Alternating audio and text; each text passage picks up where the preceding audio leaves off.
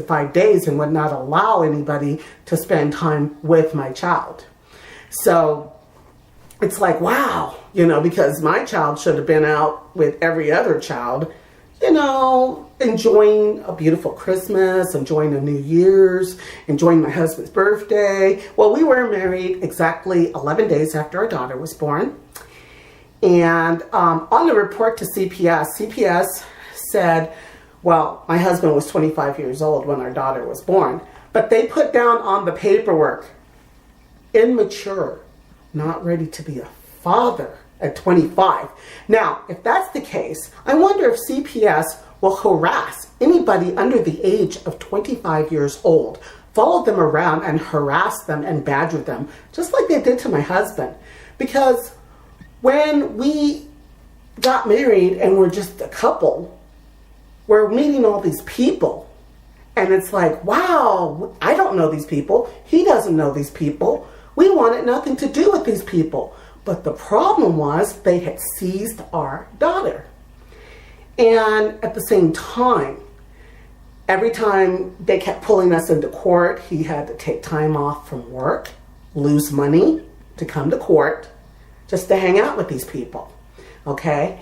Before we got married, before we got together, and I was pregnant with my daughter, a woman named Christy Stewart, now Whitman, came into my hospital room and she goes, "What are you and the father going to do about your daughter?" I said, he's working really hard, he's saving up money, and he's going to pay child support. But it's up to him what he wants to do. We can share partial custody of our child together.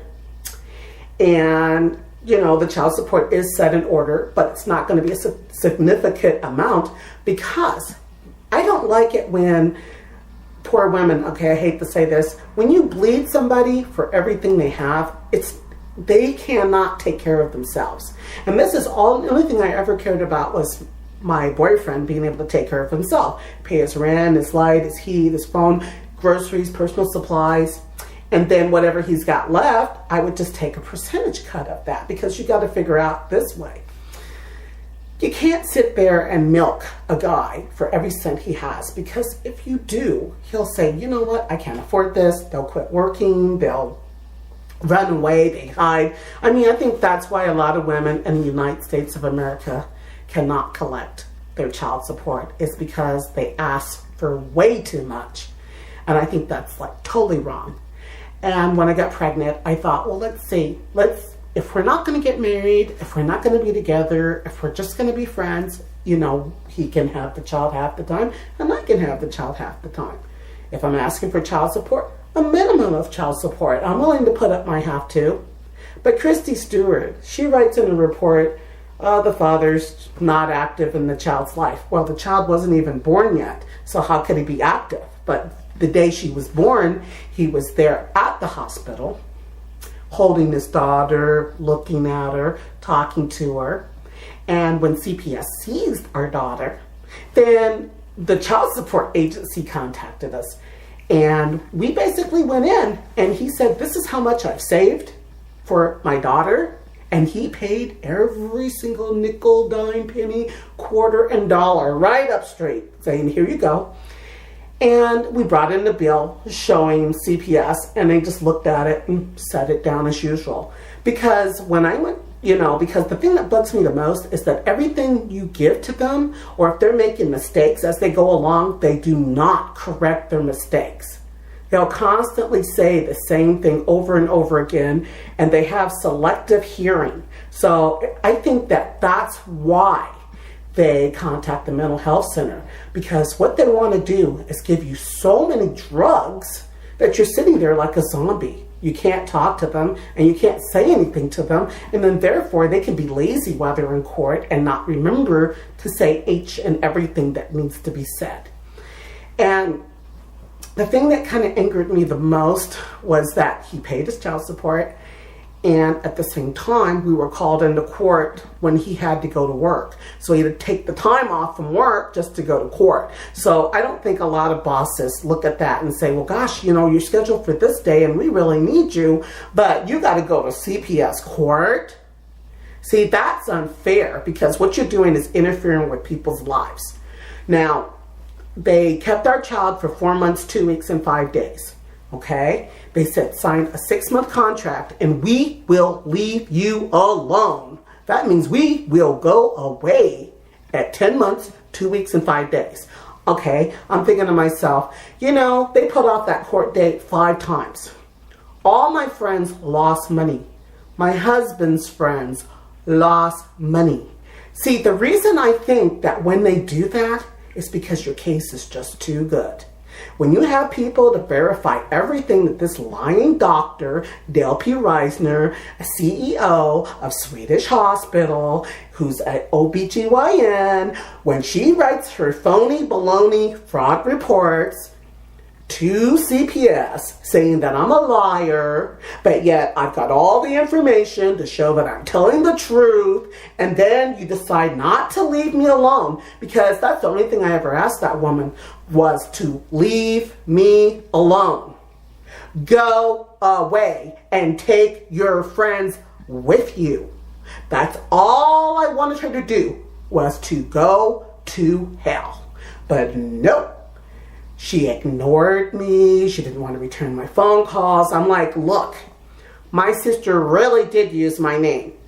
And the police department who arrested her using my name is willing to come to court. Let's do this.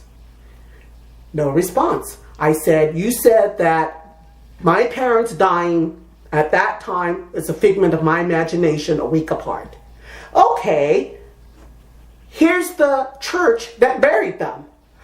Tell them that it did not occur, because I'm waiting for her to get into court and say that I am a liar, and then have my 20 to 30 people that have known me my whole entire life come to court and tell her, hey, she ain't lying, because I was there. You see what I'm saying? Because you're sitting up there calling me a liar, but yet you don't know me, but yet you're sitting up there telling CPS, oh, she's delusional. It's a figment of her imagination. Well, if it's such a figment of my imagination, why did I have 20-something people lined up for court to verify my life? If that's just if it's such a figment, why are the people lined up, and why is it that you're the one, and you even admitted it? Because for one, when you put a restraining order on me in court, you admitted it, that you were afraid to come to court. See, you could have ended it with a phone call. You could have said, you know what? She's telling the truth. I'm going to leave her alone. Okay, let's end this. Because that's all I wanted you to do, was go and leave me alone. But no, here we are, 6 years later. Everything I've told the court, all the paperwork and documentation I turned in, I found out that it was completely ignored. Now everybody has to sit there and read. Now all these new people, now the old people have abandoned the case.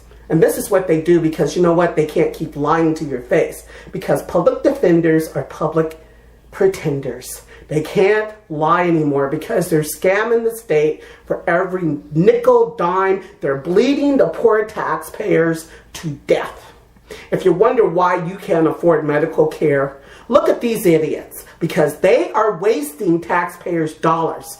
It's been 6 years of wasting my time. You could have wasted 10 months, 2 weeks, and 5 days and left me alone. And I could have went a whole nother direction with my life. For 3 years, I was not allowed to say one single word. And when I raised my hand to that judge, and there's been a lot of judges I raised my hand to, and they said, put your hand down, not allowing me to say anything to defend myself. They decide to leave and abandon my child, but yet the people that started this are all gone. Let's name names. We got Adam Shapiro. Okay, we got Marie McKee. Okay, she left the case. The original judge left the case. We have the CASA worker who dropped off the case. See, if all these people, Michelle Clark, but if you're so concerned and worried, then why don't you follow us through a lifetime? Why does Mary Mars and Chris Knazer all of a sudden just leave? Okay? I had to hide my son for 2 years. 2 years. I didn't even trust this broad who kept lying